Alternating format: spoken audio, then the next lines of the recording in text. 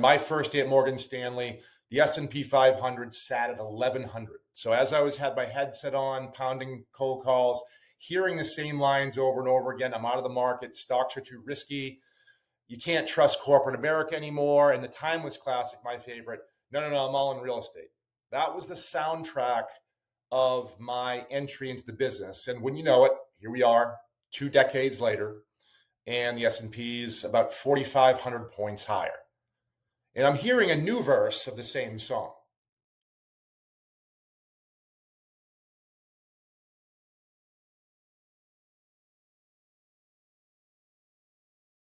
I walked into this profession it was November of 2004, young, motivated, completely unaware of what this wild world of money actually was and what it could be.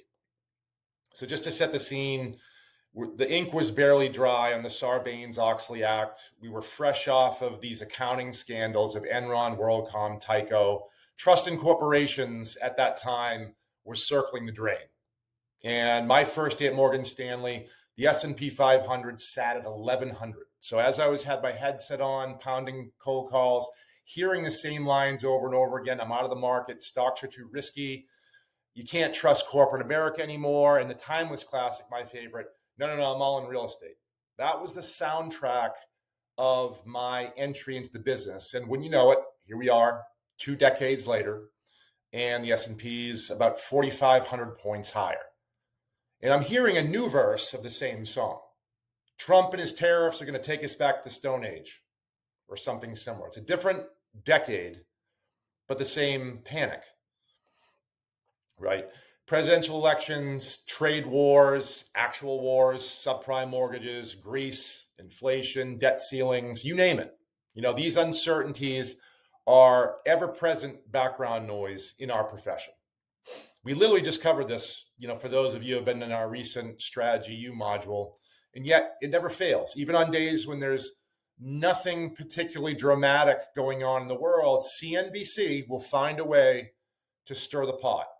Their job apparently is to hunt down the nearest person with market strategist in their title and to squeeze out a prediction about why the S&P will crater into bear market territory, ideally before I hit my 22nd year in the business.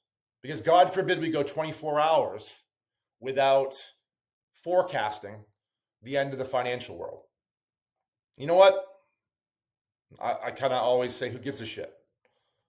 There's a hardwired instinct in all of us to protect what we have. And the media knows exactly how to exploit it. Their entire business model is built around stimulating that fear response. Firing off just enough alarm bells to get us all panicked about something. And when there's nothing obvious to scream about, they go hunting for it. They dig up some half-baked forecast, slap a chart on it, and parade it around as some sort of urgent news. And I've come to call these things known unknowns, the manufactured maybes, the speculative threats we're told to all not worry about until the next one rolls in. And if we can't find one, by the way, don't worry, they'll make one up. So that's why uncertainty, that word, uncertainty, it's such a fascinating word to me. It sounds so rational, so clinical, like we're just being prudent. But in reality, uncertainty is simply the condition of considering something that may or may not happen. That's it. It's an outcome that we don't know yet. And yet, under the fog of possibility, people make some of the most irrational decisions imaginable, like saying, well, I'm going to wait until things improve a bit before I invest. That's not strategy. That's fear dressed up as caution. It's the equivalent of saying, you're not going to get on the road until all of the red lights turn green. Now, fear by itself isn't irrational. Let's be clear on that. We experience fear all the time. Somebody swerves into your lane on the highway. You feel it before a big presentation. And yes, you feel it when the markets drop 10%, 15%, 20% in a matter of weeks. That's normal. We're all human. The problem isn't the butterflies that we feel in our stomachs. It's what we do with them. The moment the fear becomes irrational is when we act on it by doing something that undermines our long-term goals. Like quitting a workout before it gets uncomfortable. Sure, you escape the burn and the discomfort, but you sacrifice your long-term health. In our world, it's when someone pulls out of equities and hides in CDs or cash until things feel better. That's not prudence, that's capitulation. And that's the fear that's graduating from merely a feeling to an actual behavior. And that's where all of the damage happens. So what is the definition of being rational in the face of uncertainty? For me, in our investing world, it means, for me, surrendering to the lessons of history. It means anchoring to something unshakable, my conviction in capitalism. I have an unwavering belief in the American economy specifically, but more specifically in the people who wake up every morning with incentives and ambitions that fuel the progress of great companies.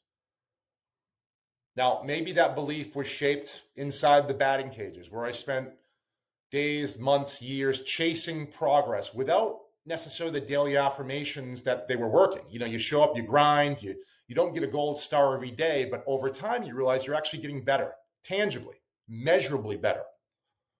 That's how I learned that progress is almost never in a straight line. And that's why I know that stock prices of the world's best companies don't always reflect future earnings, the future earnings power in the short term, but they always do in the long term. My time in those cages and my time in this industry has taught me that being rational doesn't mean you don't feel the fear. It means you recognize it and you choose not to let it control your decisions. So now we take a look at the environment we're in today, and the headlines haven't really got any quieter, right? If anything, they've leveled up. Trade wars, inflation, political chaos, tariffs, you name it. And yet, look at the scoreboard. The S&P 500 sits at 5,600 and change. 20 years ago it was 1,100.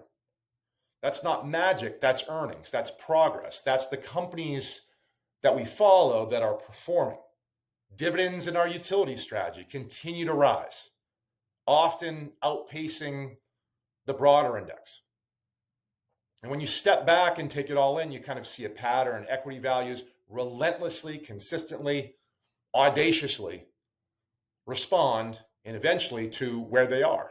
Real businesses, real profits, real innovation.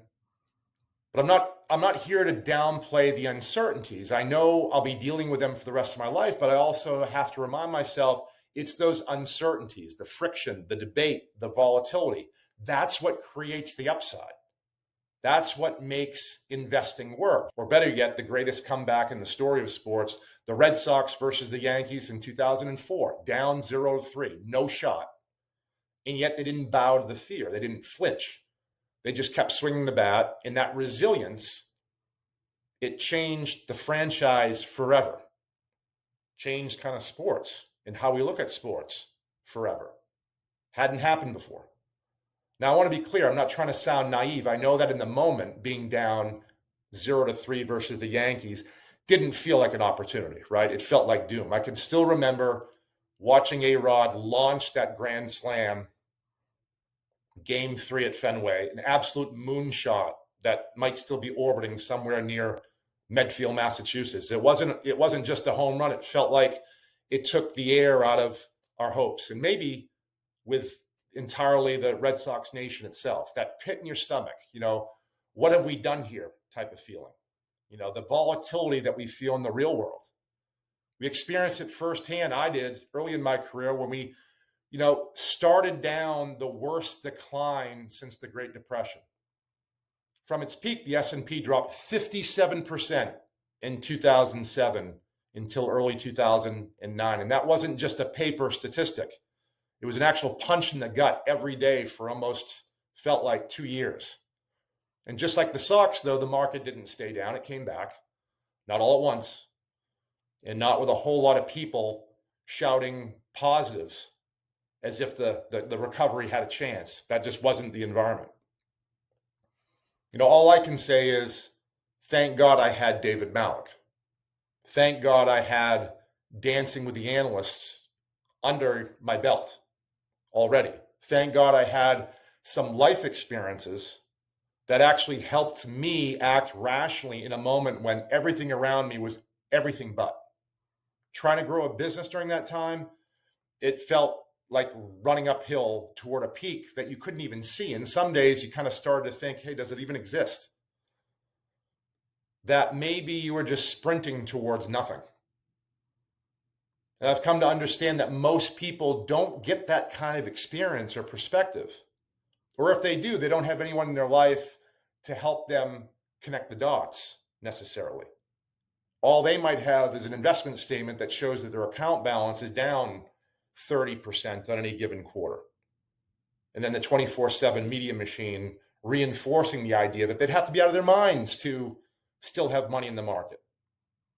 There's always going to be an exit. There's always going to be seemingly a reasonable rebuttal to what sounds like unchecked optimism about the future.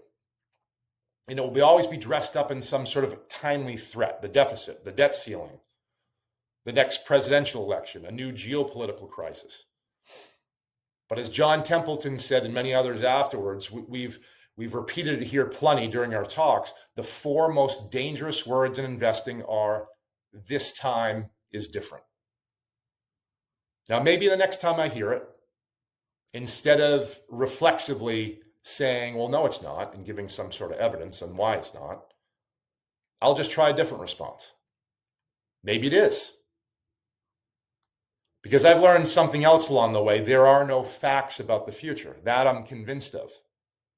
But I also know this.